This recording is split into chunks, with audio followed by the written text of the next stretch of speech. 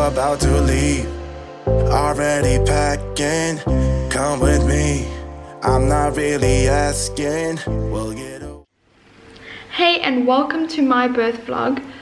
I've probably made this video like 20 times in my head, and I've been meaning to do it for the past 2 weeks, but every time I set up the camera, I clean my room, he starts crying or needs to feed, or something happens, or the dog poops on something. So finally I've just committed to it. Like, I just breastfed him, so he's having a burp.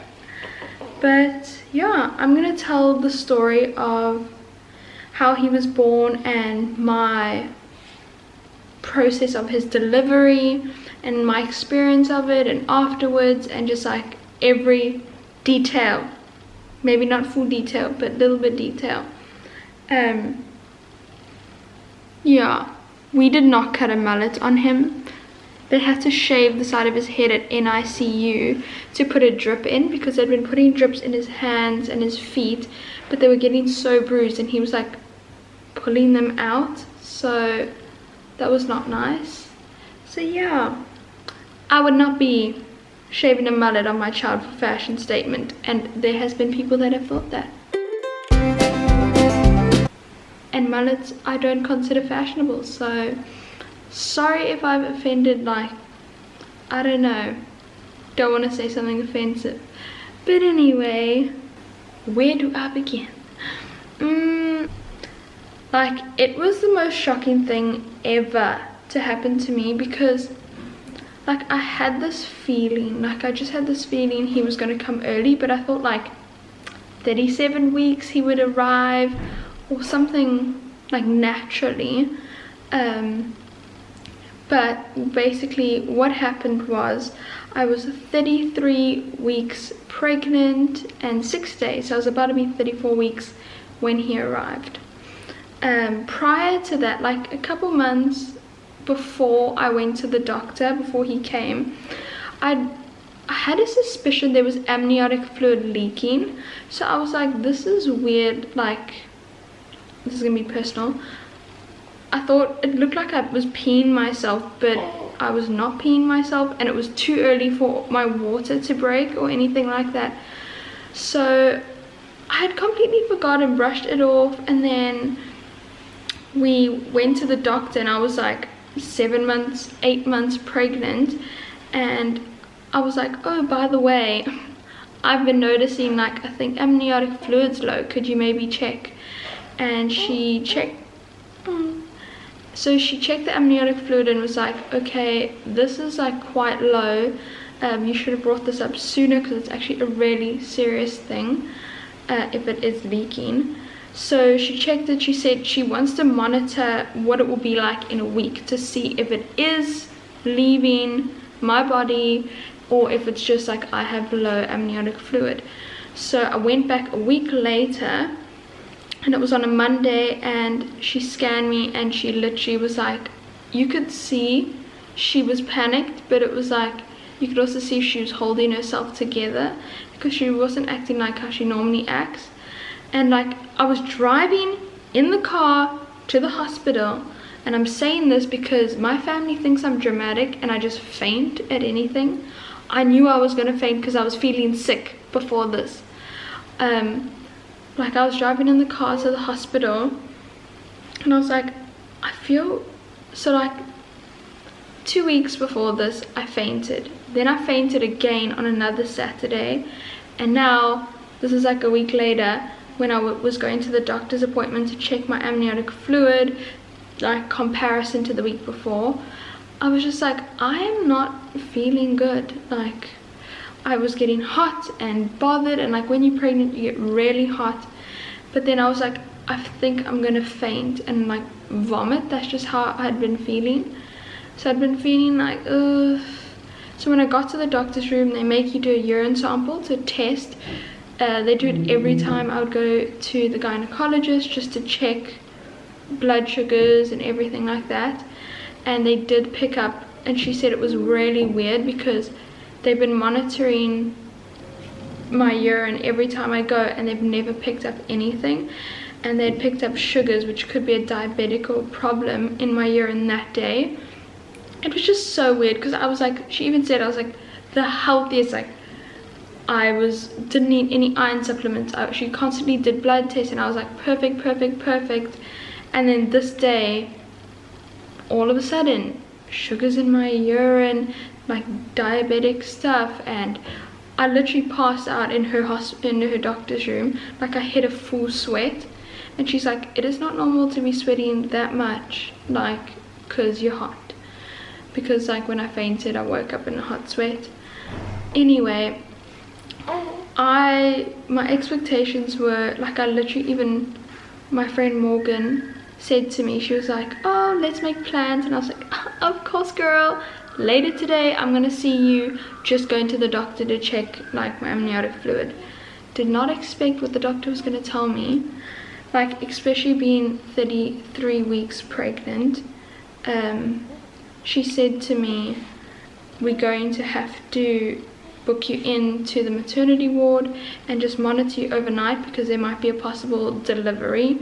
So they needed to check the infection in my body to see, like I had to do blood tests to see if there was like a tear in the uterus or whatever he's in.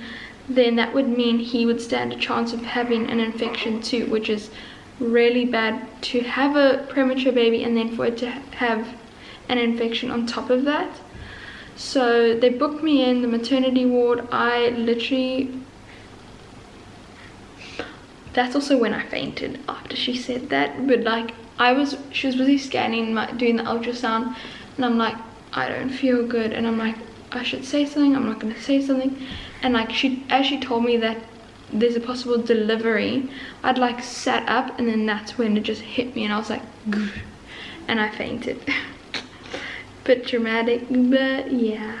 Anyway, they wheelchaired me. I told them, I was like, please just let me walk to the maternity ward, especially because I'm not even that big and pregnant. Like especially for 33 weeks, I was smaller than normal.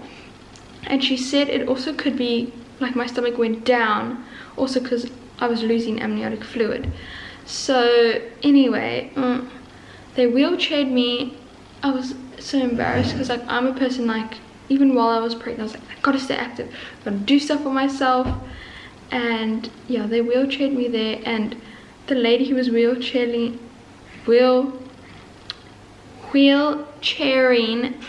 me up to maternity ward, she's like, this is so embarrassing because they're gonna check you and you're gonna have to do your walk of shame later, so enjoy the ride. I'm like, walk of shame? Don't know what she meant, but I was like, should I be offended? You said that, kind of rude. Anyway, didn't have to do a walk of shame. Wish I did. Like, I'm happy he's here. Obviously I wanted him to be in. At the time I was like, I want to go home, because you want your baby to be in you for as long as possible, and like the circumstances were not what I wanted. Anyway, I got to the maternity ward and my expectations were, I thought it would be like, people make out the maternity wards and the nurses are rough and like bossy and mean, and they don't really care about your feelings, and like, and I know it happens for a lot of people, like you buzz them and they get annoyed if you like, you need help or you need something, like just basic, people have experiences where they get really annoyed at the patient. So I was really scared. I was like, I don't want them to be mean to me. Like I didn't know what to expect, and hospitals scare me a lot. But like when I have my second child, like honestly, I've become so comfortable at that maternity ward. Like I literally spent Christmas and Christmas Eve there. Like it's home now. So, but I went in and then I got me up on a drip to rehydrate me because I was also really dehydrated. They put a monitor on my stomach to monitor his heart rate and to just check that he's not going in distress. And then I had people coming in doing blood tests and more blood tests, and yeah, I basically just had to lie down and relax for that. I thought I was going to leave later that day, but then they told me I need to stay overnight, and they made me put a giant maternity pad in so that they could monitor fluid leaving, if it was leaving my body, which it wasn't. So that was weird, because I was like, it's weird that I thought it was, but now all of a sudden it's not. And when I went to the doctor the next day and she scanned me, so I slept overnight again thinking I'm gonna go home.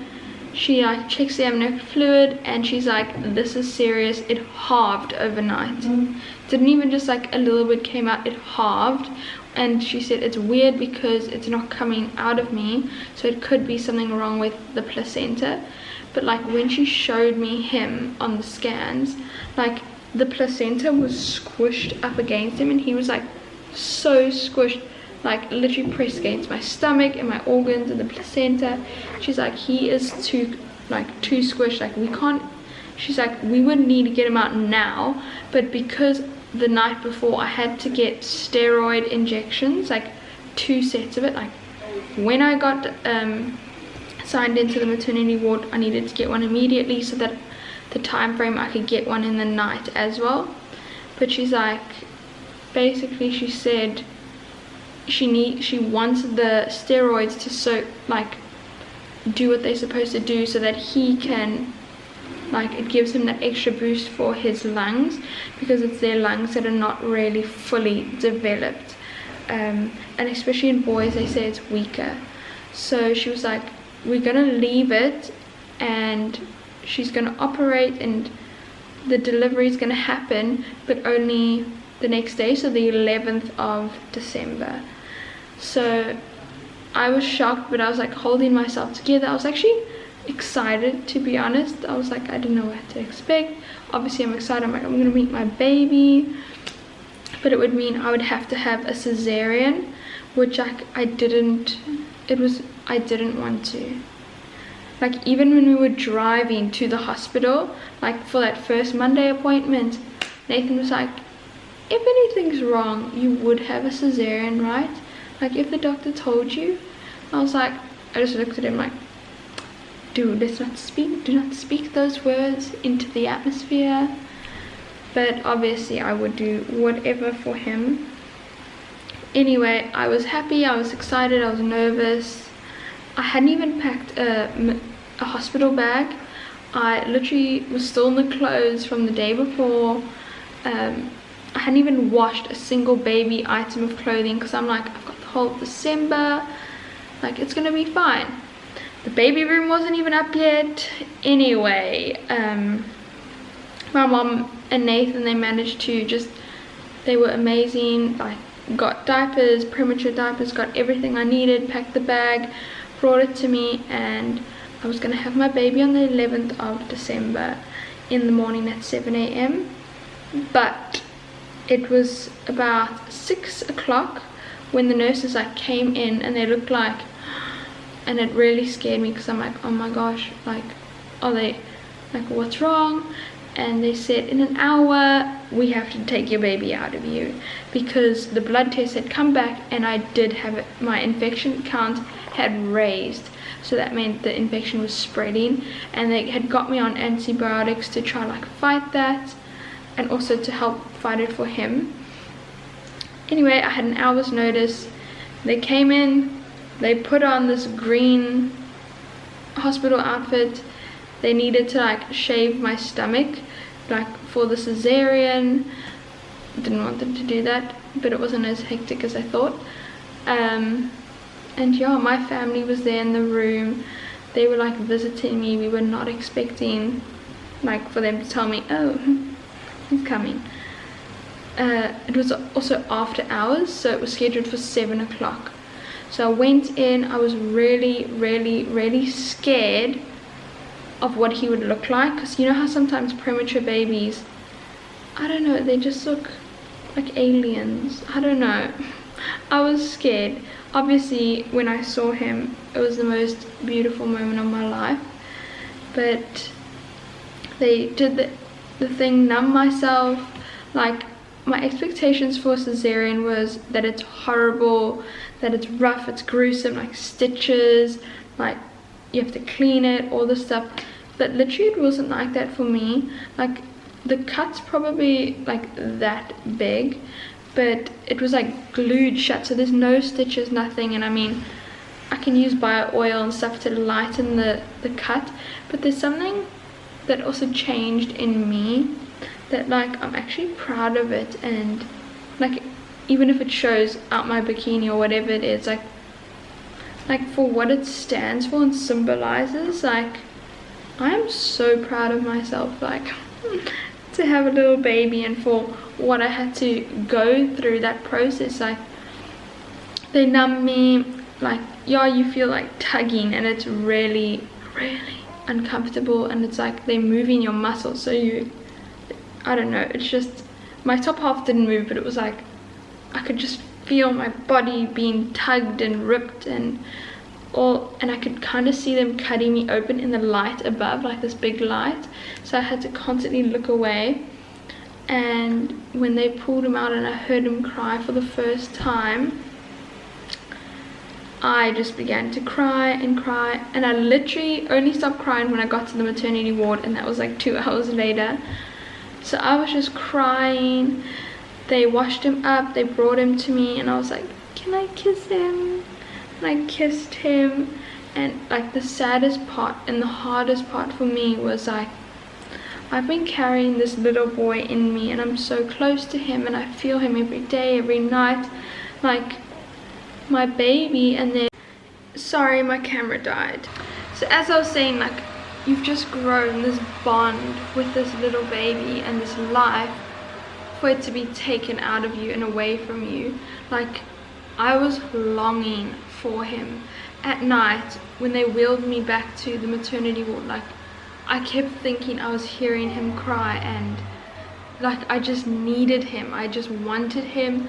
Like I kept thinking he was in my stomach, and I'd wake up and it was just like not nice, because like for your first child or for any child, you want your baby to be with you, next to you, to just see your baby, and for straight after birth for it to be taken away, like it was hard.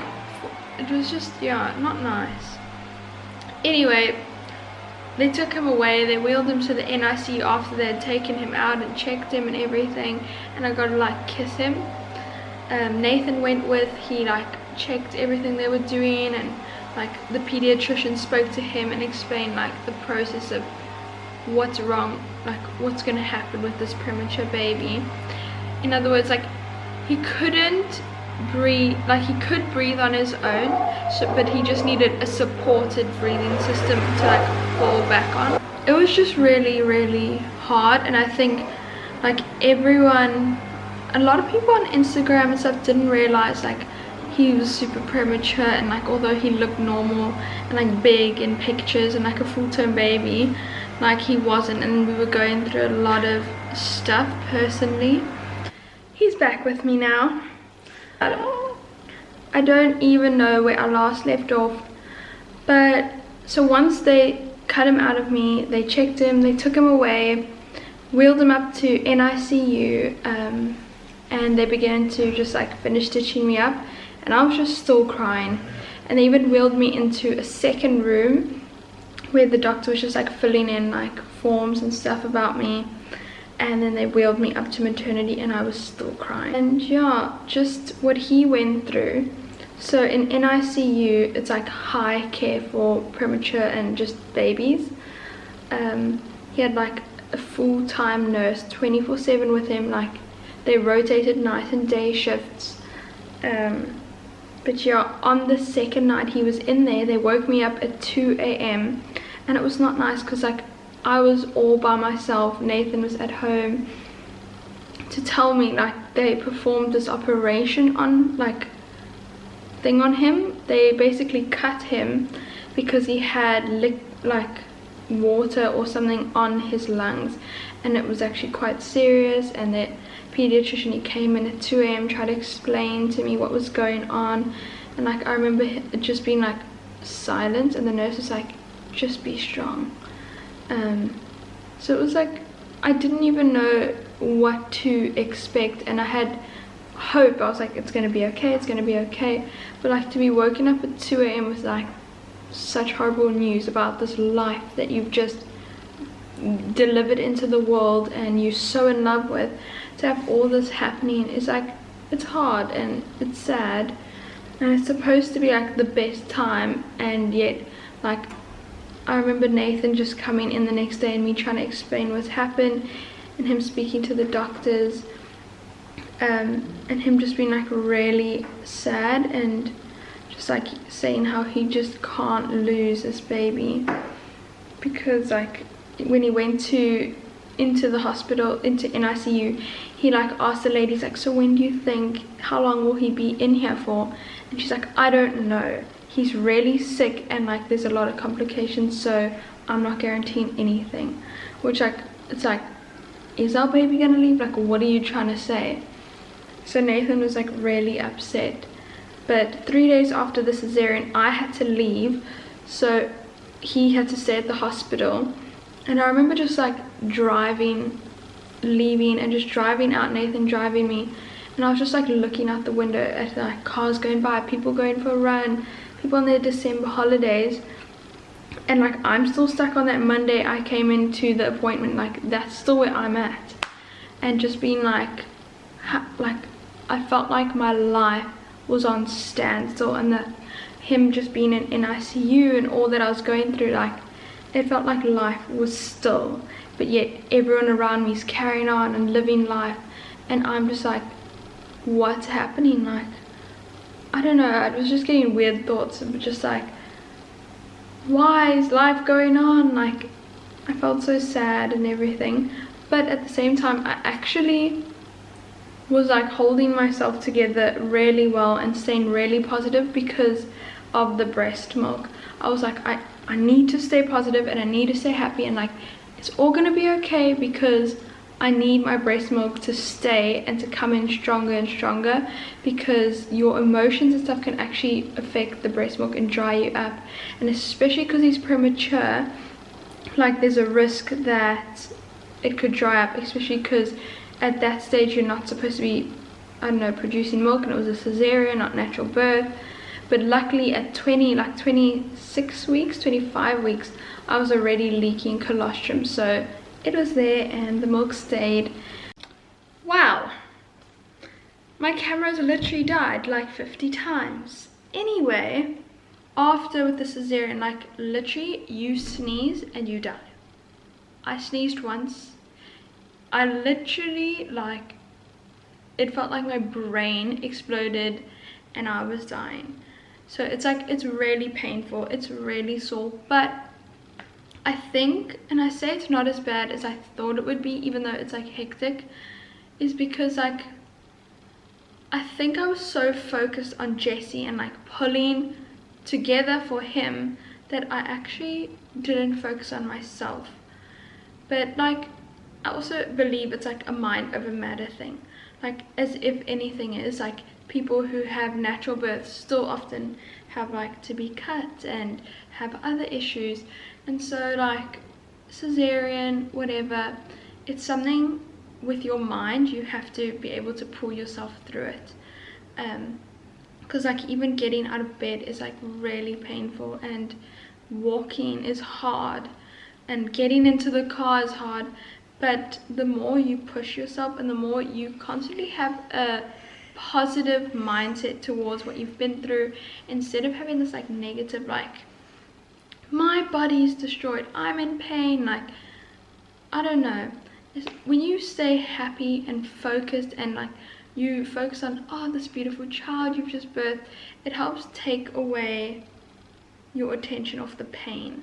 And yeah, and I was on pretty good pain medications. Like I literally had to wake up every 3 hours to pump because he's not with me, so I would take my pain medication and wake up and like miss 3 pumps, and my boobs are like swollen, engorged, like these hard lumps in them, and just like paining and leaking milk everywhere, and like nothing can take the pain away because I've slept through like 5 pump sessions.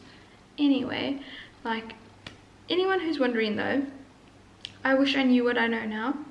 Hot heat, hot towels, cloths, and just like frequently express, and it goes away. Like, that hard swollen feeling goes away, and the pain of like sore nipples from pumping, like, that goes away. Breastfeeding, it will go away. Like, push through it, it'll be okay. I was like, the pain of the, let me just tell you this. Nathan was like, I'll go buy Carolyn a pump so she can express the milk. The nurses were like, no, don't waste the money. We'll do it with our hands. Yeah. So anyway, they squeezed my boobs and like were getting the milk out like that. But then I was like, you know what? I can't make them do this every 3 hours. Like, and also because like every 3 hours, and then they would miss an hour and I'd be in pain. So Nathan ended up getting me a pump. Like, at first I was like, it's not working, and we got it to work and everything. It was amazing, saved my life. Tommy Tippy hand pump. But yeah, leaving the hospital, coming home without him was definitely hard, but it allowed for an easier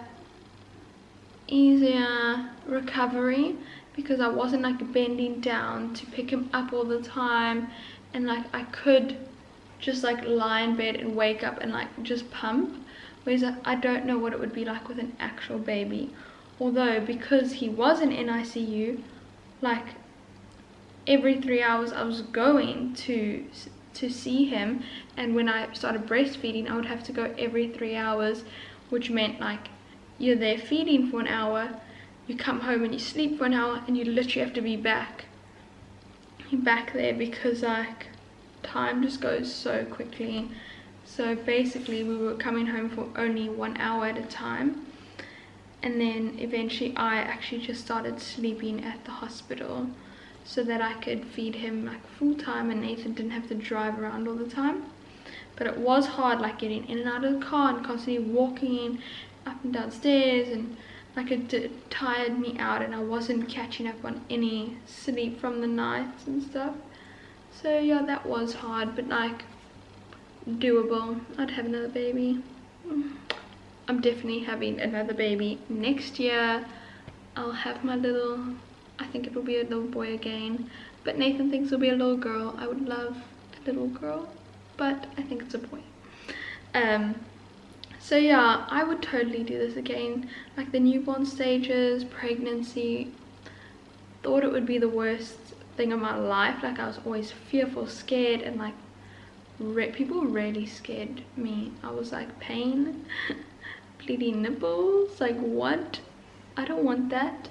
Like, no, being cut, no, big pregnancy stretch mark body, I don't want that. But now that I've experienced it firsthand, I will do it 6 times over. Like literally most amazing experiences of my life. Like I don't have any stretch marks on my stomach, but I do have a lot of stretch marks on my hips and my butt, and like they're quite bad. But at the same time I'm like, you know what, it was so worth it, and it's motherhood. It's my body changed to deliver my baby to this world. Like I'm so proud of it. I want the world to know, like I brought this life into the world. But like he was in NICU for 16 days, and on Christmas he came out. So Christmas Eve I had to spend in the hospital, and Christmas Day did not feel like Christmas at all. I woke up in early hours of the morning to feed him, and at about 1 o'clock I got to leave with him. We were in there getting his checkups, did his first bath, put him in his little clothes that he did not fit into. He couldn't even fit into prem clothes. They'd weighed him and he was like 1.9, so just under 2 kgs to leave. But the doctor was like, let's weigh him again later that day, and he was 2 kgs after a feed. So like he left, he was all healthy, all well. Like it was just so, I was kind of nervous to bring him home, but it was like I got so jealous seeing the nurses like handle him and have full-time care with him and feed him and hold him, and I couldn't even like touch him and love him. And it was like my baby, and my mind and like all this natural to like my baby, like I had to fight that like urges to just like hold him and kiss him, and I was getting really jealous of the nurses. Psycho. But like now that he's home, it just feels so real and so beautiful. But when we took him out, like one nurse was like, "Are you ready for this?" I was like, "Yes." She's like, "I don't think he should go home. Like I would be scared if I was you." But the pediatrician, thank the Lord, was like, "Don't listen to that nurse. She's been negative." Breastfeeding for the first time was like, it wasn't easy the first time, and he didn't latch very well. But then the second time he latched perfect, and the third and fourth and fifth, it just like got so much better. And the more you persist, the better and easier it gets. Like also I was like clueless, and like he's so little and had all these wires on him. I'm just like, what do I do? But yeah, everything worked out, and now he's feeling so well, gaining weight, doing amazing. Yes, I don't even know what else to speak about. Oh, and postpartum, like having a cesarean, I don't know, you don't bleed that much personally. The pain has gone away now. I'm feeling amazing, like my stomach's gone down. I did wear like this band that you wrap around and strap, just like pulls everything in tight, just like hold it all in, because it feels like really jiggly. And like, yeah, it was just weird to see my body that way. But at the same time, like I wasn't insecure, and I was very, very confident and very happy with myself. Like I just wanted everyone to know. I was like, I have a baby, he's in this world, like give me a pat on the back. I had such amazing friends, and Nathan has been the best dad. Like literally I get so embarrassed because whenever we go out or we go to a doctor's appointment or something, Nathan's like pushing the pram, puts it next to him if the baby cries, takes it out, changes his nappy, like does everything, and there's me. I'm just like, I promise you I care about my child. It's just like, I guess because people always expect the mom to be the one like taking full control, but Nathan's like really good with that, and he actually doesn't get to spend every single day with Jessie like I do, because he goes to work. So you can have those moments.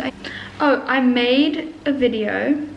Either I'm still deciding whether I'm going to post this one before or the other video before, but it's just a throwback of me and Nathan when I was like 17, he was 19, when we met, when we started dating, a bunch of cringy videos of us kissing and being cute, and like the evolution of us and getting to Jessie, and like birth videos of him and when they took him out of me and stuff.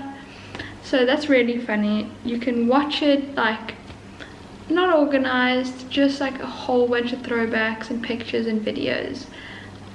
Yeah, watch it either now, tomorrow if I post it after this, or if I've already posted it.